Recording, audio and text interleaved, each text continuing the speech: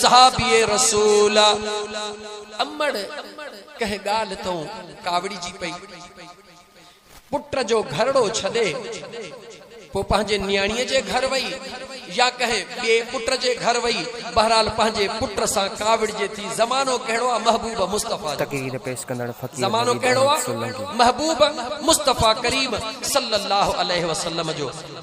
अमड़ कावड़ जी पुट जो घरड़ो छदे पो बे पुट दे वई या कह पंहिंजे न्याणीअ दे वई लेकिन जंहिं पुट सां गॾु हुई उन खां कावड़ जी वई आ। खुदा जी कुदरत आ उहो पुटड़ो बीमार थी पियो आ बीमार थी पियो उनखे टाइम कोन मिली सघियो त जीजल अमड़ खे वञी परचाए वठी अचे। ओ मुंहिंजा दोस्त जल्द बीमार थियो बीमार थींदे हुन जे मथां मौत जी घड़ी अचे वई पर अचे हुन खे सकरात हली साह हुन जो कब्ज़ न पियो थिए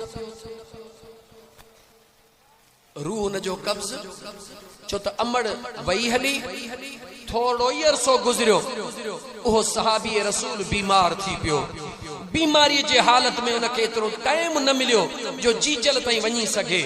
उते जो उते खट ते हिन जूं आख़िरी घड़ियूं अचे वयूं। सहाबी रसूल गौर कर मुसलमान गौर कर ओ नौजवान जीजल अमड़ खे का अमा निकरी थी त भले निकरी वञ तुंहिंजी मर्ज़ी आहे भले हली वञ ख़बरदार थी भुलजी बि अमड़ खे ईअं न चइजां। अमड़ ऐं अबो जंहिं घर में मौजूद हन अल्लाह जे रहमत जा ककर उते वसी रहिया तोखे कहिड़ी ख़बर मुसलमान त अमड़ जी दुआ छा थींदी आहे। अमड़ जी दुआ अंबिया जे लाइ अहमियत वारी आहे। मूसा कलीमुल्लाह अल्लाह जो नबी आहे कोहे तूर तां मोटण वारी कंदो आहे करीम रब जे दरबार मां हुकुम थींदो आहे ओ मुंहिंजा सुहिणा मूसा जी मुंहिंजा करीम रब वरी जॾहिं अची कोहे तूर ते त जबल ते पेर पंहिंजा संभाले संभाले रखजां अर्ज़ कंदो आहे मुंहिंजा मौला मां त सदाईं पंहिंजे पेरनि खे संभाले रखंदो हा। अॼु नओं हुकुम थी रहियो आहे रब्बे ज़ुल जलाल जे तरफ़ खां हुकुम थींदो आहे ओ मुंहिंजा सुहिणा मूसा वरी जॾहिं तूं ईंदे तुंहिंजे अचण खां अॻु में मां रब तुंहिंजे अमड़ खे पाण ॾे घुराए छॾींदुसि। अर्ज़ कंदो आहे मुंहिंजा मौला मुंहिंजी अमड़ त मूंसां गॾु कान ईंदी आहे मां त सदाईं अकेलो ईंदो हां। मुंहिंजे करीम रब जे तरफ़ खां जवाब मिलंदो आहे ओ मुंहिंजा सुहिणा मूसा जॾहिं तूं घर मां निकिरंदो आहे तुंहिंजी अमड़ झोलड़ी खणी दुआ घुरंदी आहे ओ मुंहिंजा मौला मुंहिंजे हिन मूसे जी पारत हुजई।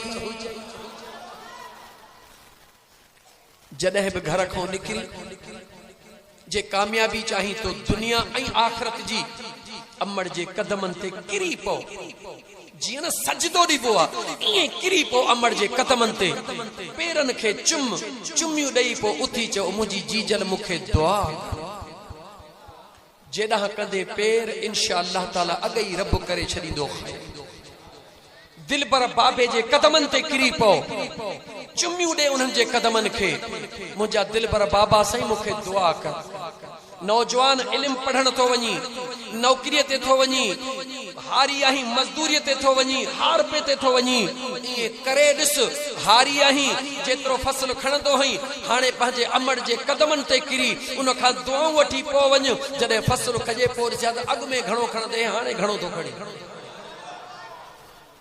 मजदूर आहीं रोज मजदूरी हुआ घणी थी मिलई अमड़ जा कदम चुमी दुआ वठी निकिरो पोइ मोटीअ जे ॻाल्हि कयां त अॼु घणी कमाए आयो आहीं। मुलाज़िम आहीं नौकरीअ ते थो वञी केतिरी इज़त थी मिलई जीजल अमड़ जे कदमनि खे चुमी ऐं दुआ वठी निकिरो पोइ मोटी अचे ॿुधाइजां त अॼु तुंहिंजे मथां ऑफिसर कीअं महिरबान हुया। ख़ुदा जा बानड़ा अमड़ अमड़ थई यादि रखी छॾिजां। मूसा कलीमुल्लाह जी गाल दरमियान में अचे वई मां अर्ज पे कयो तो सहाबी सगोरो बीमार थी वयो बीमारी मां हुन जे मथा मौत जी घड़ी अचे वई, सकरात तारी थी, खोड़ टाइम गुजरियो, हुन खे साह जी तकलीफ़ आ। ॿिया सहाबी रसूल मुझे महबूब मुस्तफ़ा जे दरबार में आया, या रसूल अल्लाह सल्लल्लाहु अलैहि वसल्लम, फलाणो सहाबी ॾाढी उन खे तकलीफ़ आ, उन खे मौत जी सख्ती अचे रही आ, मुंहिंजा हबीब करीम अचन था मथों बीही करे। वाह मुझा मुस्तफ़ा तुझो इल्म गैब, मुझे सुने महबूब मदीने जे मीर, उन पंहिंजे गुलाम जे मथों बीही निहारियो, निहारे पाण फरमायो ॾियो ख़बर हिन जी अमड़ किथे आ, हिन जी जीजल अमड़ किथे आ। सहाबिन अर्ज कयो त या रसूल अल्लाह, कुछ दिहाड़ा या कुछ टाइम अग में इन जी अमड़ काविड़ जी हली वई आ। मुझे हबीब फरमायो वनी उन जे अमड़ के न्यापो दई वठी अचो। मुझे सुने हबीब करीम जो हिकु हिकु फरमान उम्मत जे ला सबक हुंदो आ। गौर कर मुसलमान, मुझे आका अलैहिस्सलात व सलाम जे ज़ात ते चो त अल्लाह जे ज़ात मुझे हबीब अला फरमायो वयुअल्लिमुहुमुल किताब वल हिकमत। मुझे सुने नबी पाक के अल्लाह जे ज़ात किताब भी अता फरमाया, हिकमत भी अता फरमायो। वो हिकमत वारो सोहणो नबी फरमाइंदो आ हिन जे अमड़ जी जल खे वठी अचो। भया वनी अमड़ के महबूब जो न्यापो ॾिनो।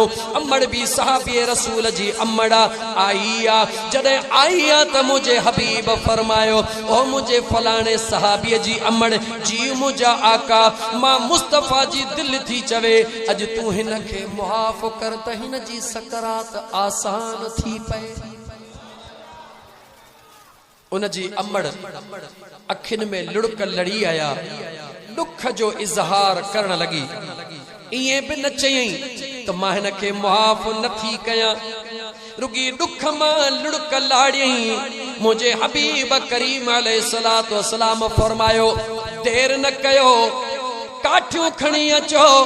अड़े शख्स के मां मुस्तफ़ा जो फरमाना जेको पंहिंजे मरण खां अॻु में जीजल अमड़ के राज़ी करे न सघियो आ। छो न अड़े शख्स के ज़िंदह बाहि में जलाए छॾियो, छो त खुदा भी नाराज़ आ, खुदा जो हबीब भी नाराज़ आ। उम्मत के सबक मिली रहियो आ। जीअं जो मुझे हबीब रहमतल लिल आलमीन इहो सख्त जुमलो फरमायो, मां मुझे महबूब के खबर ही तो अमड़ बर्दाश्त न करे सघंदी। मुझे सुने हबीब फरमायो देर न कयो। ओहा जीजल अमड़ यकदम हथड़ा बधी चयो थी या रसूल अल्लाह मुझे बचड़े के मुंह माफ़ करे छॾियो। ओ मुझा सोना मुंह पंहिंजे बचड़े के माफ़ करे छॾियो, क़यामत ताईं माफ़ करे छॾियो। ओ मुझा हबीब मुझे बचड़े जे ला दुआ फरमायो। जॾहिं अमड़ चयो त मुझा महबूब मुंह न के माफ़ फरमायो, मुझे मुस्तफ़ा जे चेहरे ते मुर्ग आई ऐं हुन जो दम परवाज़ थियो त ला इलाहा इल्लल्लाह मुहम्मदुर रसूलुल्लाह।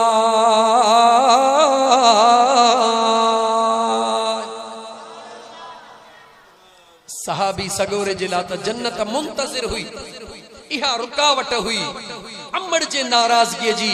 मुझे हबीब करीम अलैहिस्सलातु वस्सलाम अचण वारे उम्मत ला सबक ॾिनो, हिकमत जा गुल छॾिया मुझे हबीबन त ऐ नौजवानो खबर पवे त जे कॾहिं कंहिं शख्स अमड़ के राज़ी न कयो ऐं इएं मरी वियो त हुन जो हशर जहन्नम में ख़राब थींदो।